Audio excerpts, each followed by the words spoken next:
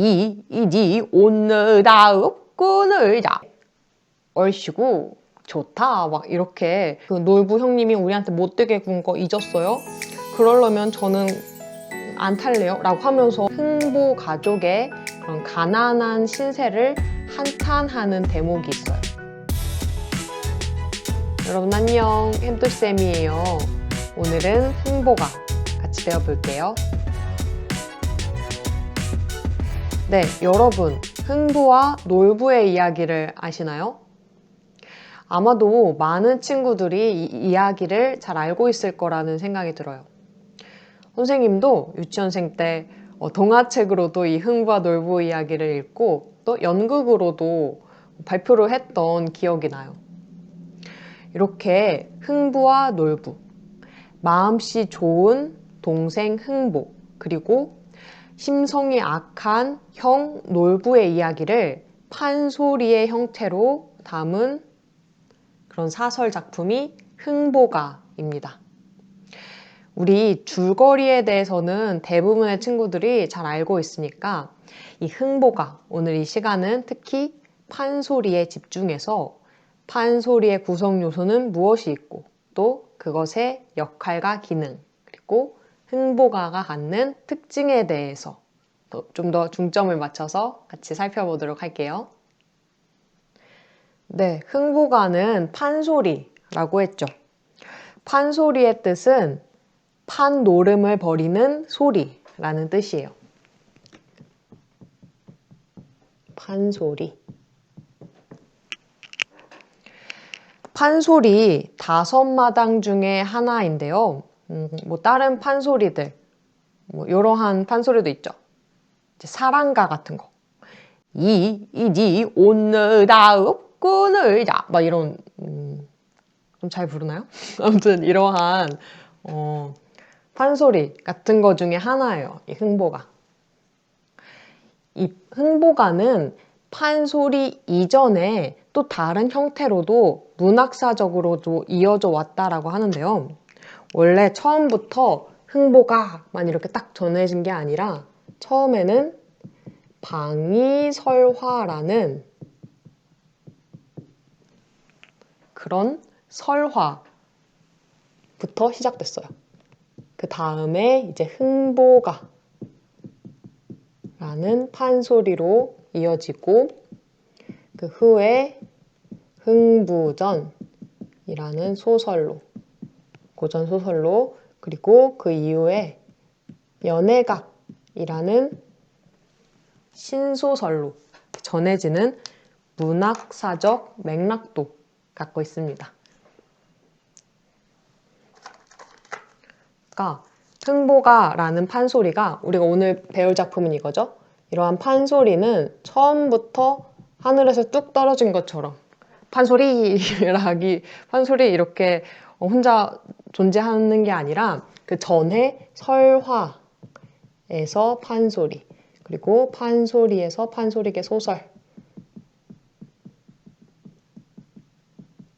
이라는 흥부전, 그리고 그 이후에 신소설, 비교적 최근에 나온 연애각이라는 신소설로 그러한 문학사적 맥락 흐름을 갖고 있다라는 것도 참고로 알아두면 좋을 것 같습니다.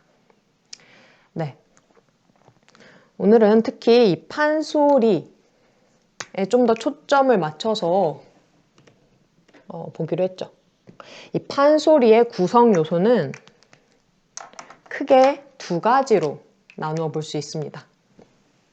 어떻게 볼 수 있냐면 창과 안일이로 구성되어 있다라고 볼 수 있어요. 이 창이라는 게 뭐냐면 쉽게 말해서 노래예요. 노래, 소리라는 거죠. 소리, 노래. 그러면 안일이는 무엇이냐? 라고 한다면 말, 사설, 즉 이야기 같은 것을 의미합니다. 여러분 뮤지컬 좋아하시나요? 뮤지컬을 이제 보러 가면 그 인물 간의 대사를 주고받기도 하지만 그 중간중간에 노래도 부르죠. 막 A와 B라는 인물이 얘기하다가 갑자기 막 노래를 부르기도 하잖아요. 그런 거랑 비슷하다라고 해야 될까요? 이 창이란 건 노래, 안일이는 말, 사설, 이야기라고 했죠. 인물 간 이렇게 말을 주고받다가 혹은 이야기를 풀어가다가 갑자기 중간에 노래가 이렇게 들어가 있는 형태예요. 그러니까 노래와 말이 서로 번갈아 가면서 교차되면서 반복돼서 이야기를 전개해 나가는 것이 이제 판소리다라고 할 수 있는 거죠.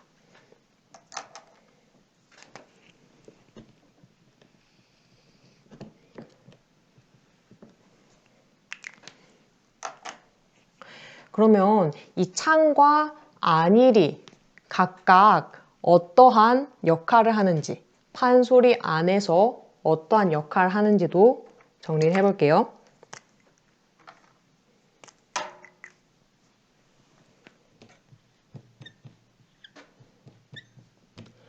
정서를 고양시키는 역할도 하고 또 관객들의 긴장과 감흥을 높이는 역할도 합니다. 우리 드라마나 영화를 볼 때 주인공이 이별을 해야 되는 상황이라고 생각을 한다면 그때 슬픈 노래가 같이 흘러나오면 좀 더 그것을 바라보는 시청자들의 그런 애상적인 감흥은 더 커지겠죠. 그쵸? 그런 것처럼 판소리에서도 마찬가지로 노래를 부르면 그것을 보는 관객들의 긴장과 감흥이 더 높아진다라는 거예요. 이번에는 안일이의 역할을 또 같이 보도록 할게요. 이 안일이는 이야기를 하는 거라 그랬죠.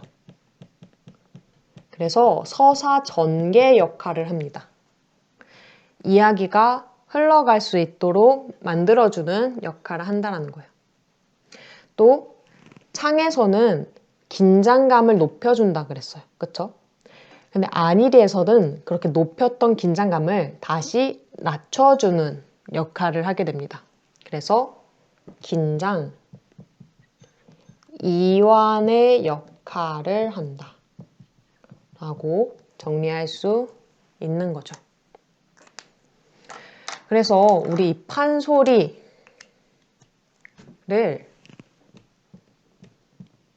긴장과 이완의 문학이라고 해요.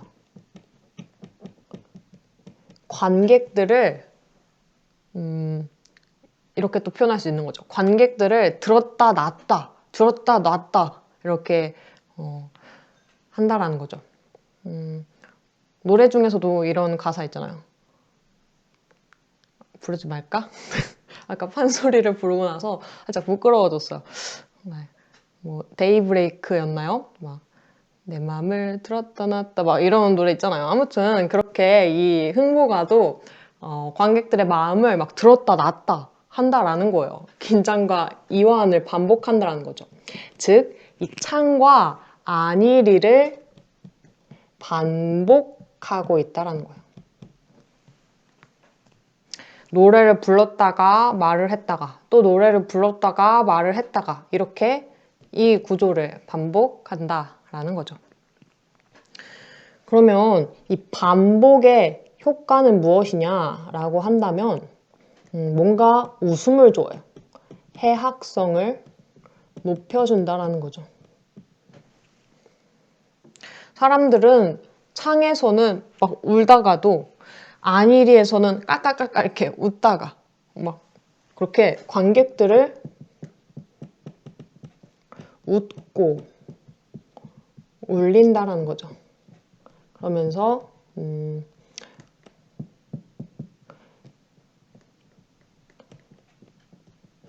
예술적 효과를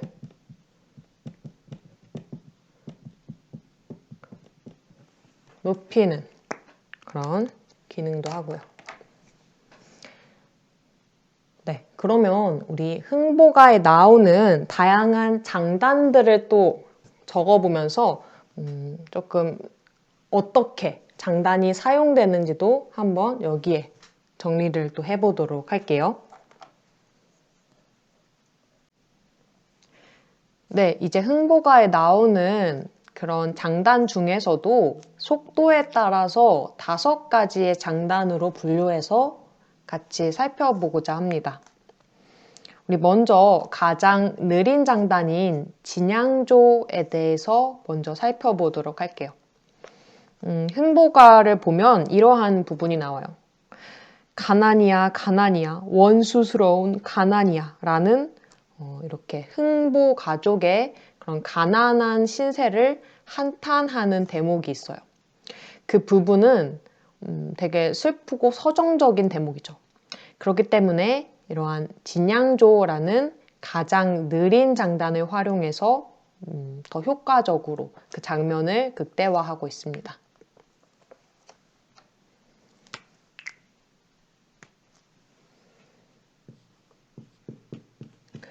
진양조 장단이 가장 느리다라고 했죠. 그래서 서정적 대목에 많이 쓰이고요. 한탄하는 그런 장면에서도 많이 쓰입니다.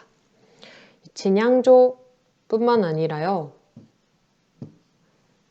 빠르기에 대한 빠르기로 다른 장단을 이렇게 5가지로 구분할 수 있을 것 같아요.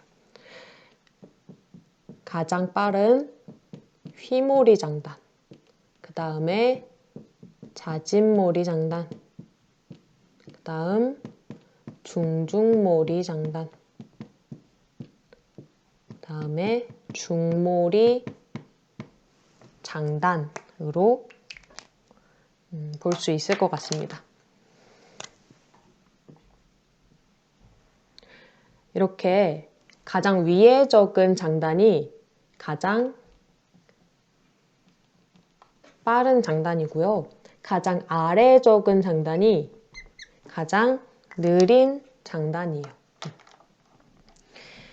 이 진양조가 서정적 대목 그리고 한탄하는 부분에 쓰였다면 이 휘몰이 장단 같은 경우에는 아주 빠르죠. 그래서 반복하거나 열거할 때 많이 사용됩니다. 자진몰이 장단은 얘도 비교적 빠른 장단이죠. 그래서 극적 긴장감을 높일 때 많이 사용되는 그런 장단이에요. 이 중몰이 장단은 마찬가지로 비교적 좀 느린 장단이죠. 그래서 서정적 대목에서도 많이 쓰이고 또 해설할 때도 많이 사용되는 장단입니다. 이 중중몰이 장단은 이름이 중몰이랑 비슷하죠. 그렇죠? 그래서 이 중몰이 장단은 이 중중몰이 장단은 중몰이를 중간 빠르기로 몰아가는 장단이라는 뜻이에요. 그래서 흥겨운 대목이나 혹은 통곡하는 대목에서도 많이 사용되는 장단입니다. 중몰이보다는 조금 더 빠른 그런 장단이죠. 그러면 각각의 조금 장단들이 어떻게 좀 사용되고 있는지도 같이 살펴보도록 할게요. 예를 들어 이 흥부 부부가 너무 배가 고파서 이 박속을 끓여 먹으려고 박을 타는 장면에서는 비교적 조금 빠른 장단인 자진몰이 장단을 사용한다는 걸 알 수 있어요. 시리리렁 실건 톱질이야. 예어로 당겨주소. 싱일근 시리렁 당겨주소. 여보게 마누라. 이렇게 박을 타는 장면에서는 조금 더 그런 극적 긴장감을 높이고 또 이를 차례대로 열거할 때는 이러한 좀 빠른 장단이 사용된다라는 거죠. 근데 항상 이렇게 박을 타는 장면에서는 빠른 장단을 쓴다라고 또 한정 지을 수는 없는 게 그 분위기, 상황에 따라 또 다른 장단을 사용할 수 있기 때문이에요. 마찬가지로 같이 이렇게 박을 타는 장면이지만 그 뒷부분에 나오는 두 번째 박을 탈 때는 조금 다른 장단이 사용됩니다. 가장 느린 장단인 진양조 장단이 사용되거든요. 시리렁 실건 톱질이구나 예어루 당그여라 시르르르르 이렇게 시리렁 실건 하면서 박을 타는 거는 비슷해요. 근데 그것을 좀 천천히 느리게 이렇게 부른다라는 거죠. 왜냐면 이러한 이야기를 주고받거든요. 이 흥보가 그러는 거야. 흥보는 조금 형제 간의 우애를 중시하고 심성이 착한 그런 인물이라 그랬잖아요. 그러니까 박속을 타면서도 이 박속에 금은 보화가 나온다면 나는 이거 형님 갖다 드릴래 라고 이제 생각을 한다라는 거죠. 그래서 금은 보화가 나오거든 형님 갖다가 드릴란다 라고 이야기하니까 그 이야기를 들은 이제 흥보 마누라가 조금 서운하기도 하고 조금 마음이 안 좋은 거예요. 왜냐면 그 전에 알죠 여러분 다 줄거리 이제 흥보가 밥을 좀 달라고 했더니 놀부가 안 주잖아요. 그쵸? 맨발로 막 쫓아 보내잖아. 그런 게 생각나면서 아내가 이렇게 얘기하거든요. 나는 안 탈라요. 난 안 탈라요. 여보, 영감, 형제가 아니라 잊었소? 동지 섣달 추운 날에 자식들을 맨발을 벗기며 몽댕이 무서워 쫓겨나던 일을 죽어도 못 잊겠소. 나는 안 탈라요. 안 탈라요. 지금 이렇게 되게 슬퍼하는 그런 장면이에요. 그러니까 또 정리하면 이건 거죠. 흥보가 우리 이거 형님 좋은 거 나오면 형님 갖다 드립시다 하니까 아내가 그러려면 나 이 박 안 탈래요. 그 전에 우리 이렇게 그 놀부 형님이 우리한테 못되게 군 거 잊었어요? 그러려면 저는 안 탈래요 라고 하면서 막 한탄하는 그런 장면이잖아요. 그렇기 때문에 이제 조금 느리게 진양조의 장단을 쓸 수 있다라는 거죠. 이처럼 극적 상황과 장단의 빠르기를 서로 잘 매칭시켜서 이 극적인 효과를 더 극대화한다라는 또 그런 기능을 정리를 또 해볼 수 있겠죠.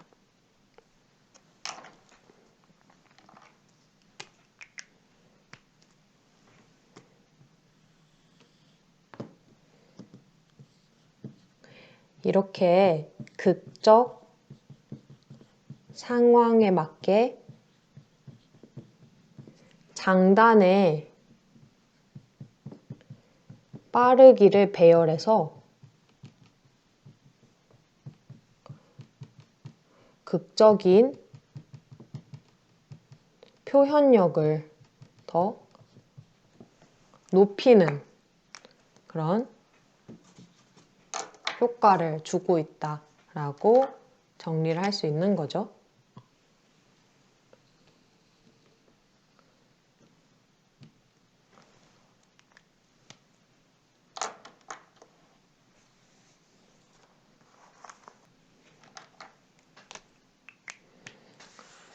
또 우리 같이 아까 봤던 박에 대한 이야기를 또 해볼 수 있을 것 같아요. 특히 이 흥보가에서 박타는 그런 대목이 좀 중요하게 나오거든요. 그래서 이 흥보가를 또 박타령이라고도 해요.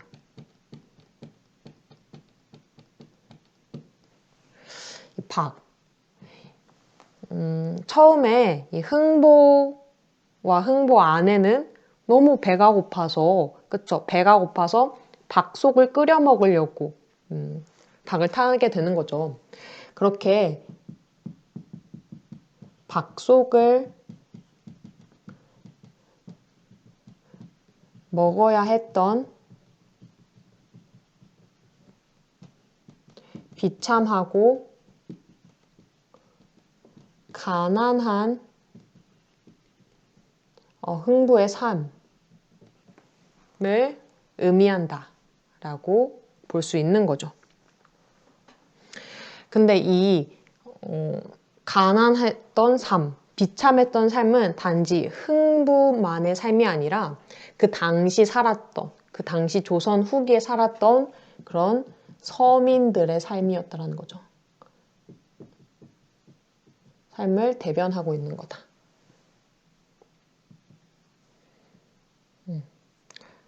또 한 가지 더. 흥보 부부가 박을 탔을 때 뭐가 나왔죠? 그 박 속에서 막 금은보화가 나왔죠.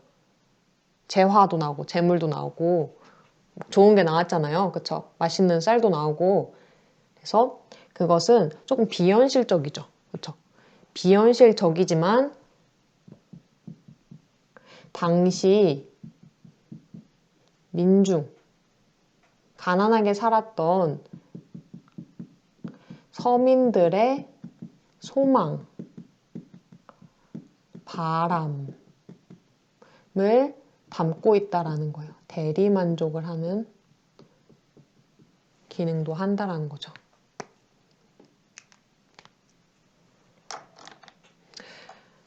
그러면 주제도 이제 또 정리를 해볼까요? 주제.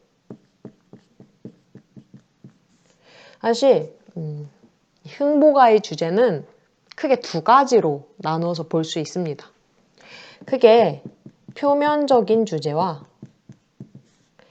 이면적인 주제로 볼 수 있어요. 이 표면이라는 것은 겉으로 드러나는 주제죠. 그렇죠? 그리고 이면이라는 것은 그 속에 있는 주제를 의미해요. 이 표면의 주제는 우리 다 알다시피 착한 사람은 상을 받고요. 나쁜 사람은 벌을 받아요. 라는 그런 권선징악의 주제도 갖고 있고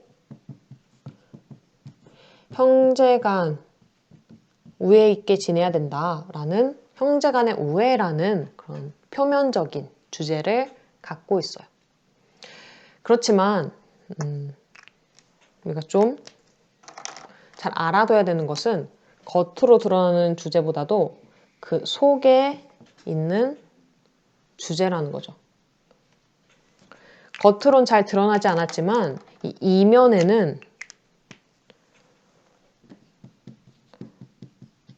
조선 후기의 사회상이 드러나 있어요.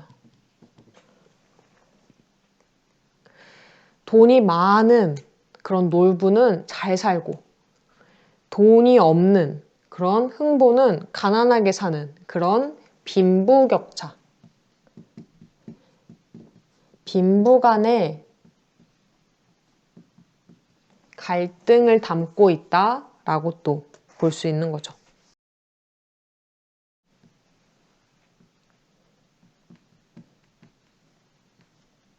분홍, 빈농 간 갈등이라고도 또 이야기해 볼 수 있을 것 같아요.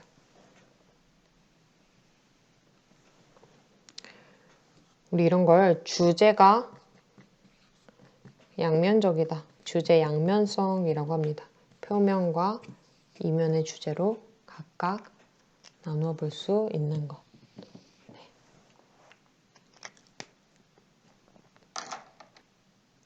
근데 이제 정리를 해보면 흥보가는 판소리라고 했고 이 판소리는 크게 창과 안일이로 구성된다라고 했죠.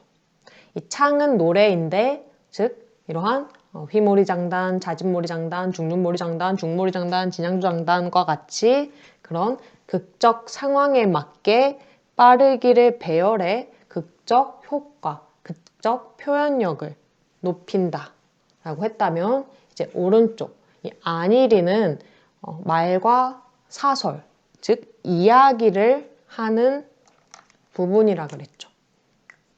창에서 높였던 긴장을 다시 이완시키는 역할을 하고요. 또 추가적으로 3가지 정도 이 안일이의 역할을 또 정리해 볼게요. 첫 번째로는 서사전개처럼 사건 전개,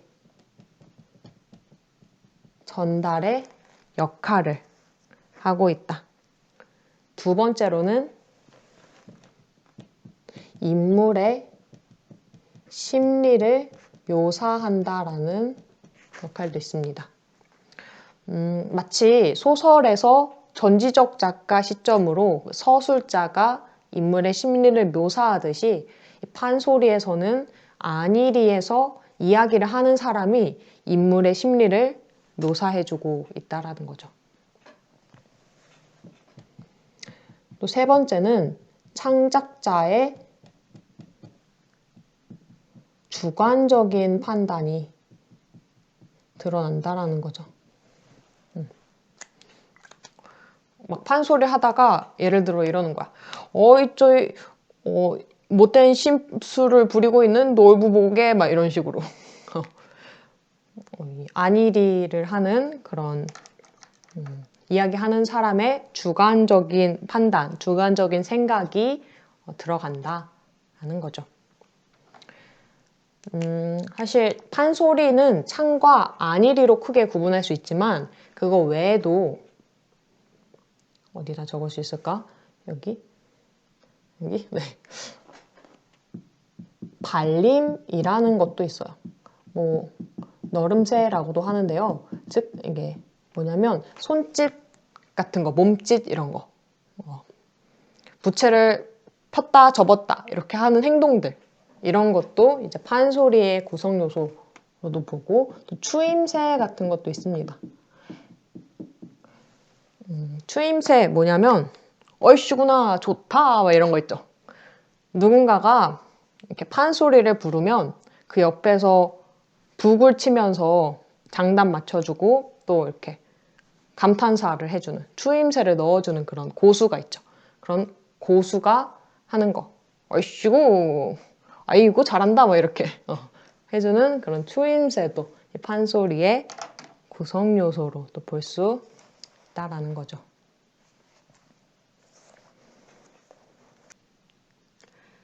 네, 오늘 흥보가라는 판소리 사설에 대해서 같이 살펴봤죠. 오늘은 좀 내용적인 것보다는 판소리에 좀 더 초점을 맞춰서 같이 봤어요. 그렇다면 이 흥보가에 드러나는 표현상의 특징은 또 무엇이 있는지 간략하게 정리하고 오늘 수업 마무리해 보도록 할게요.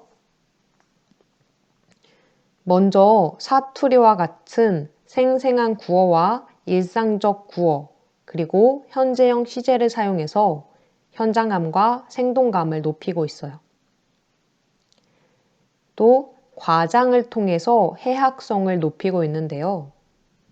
이 흥보가는 판소리 5마당 중에 하나로 해학성이 가장 잘 드러나는 작품으로 평가받고 있어요. 이렇게 과장을 통한 해학적 표현으로 희극미를 잘 드러내고 있는 특징을 또 갖고 있습니다. 또 음성상징어, 조음구를 사용하고 있고요. 반복, 대꾸, 사사조 등을 통해서 리듬감을 형성하고 있습니다.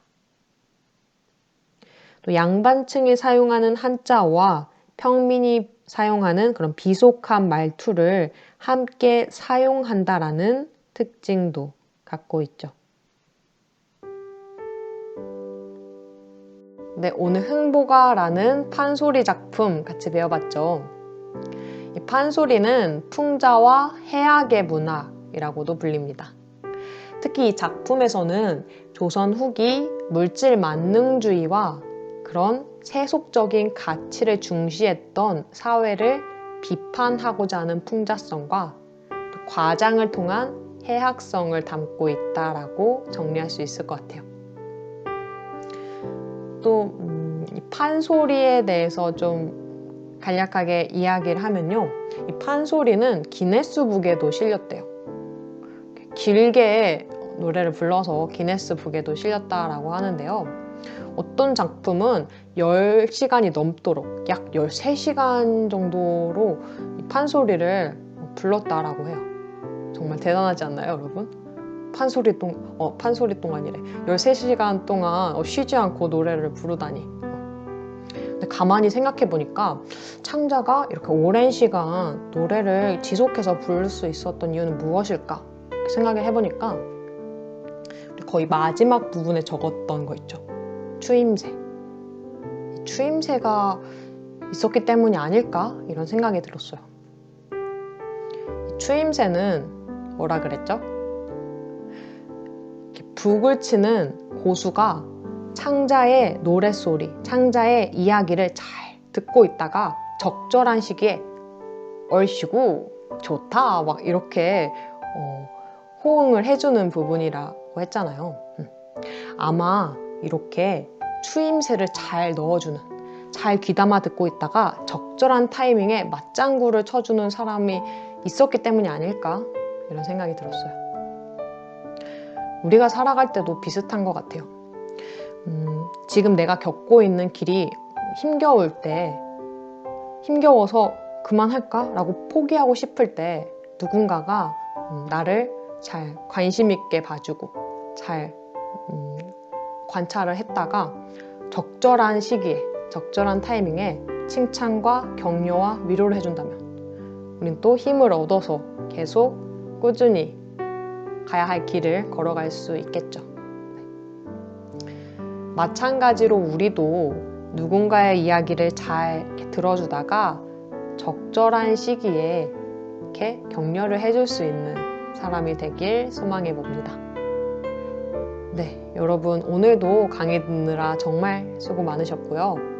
한컷 문학으로 마무리할게요. 안녕.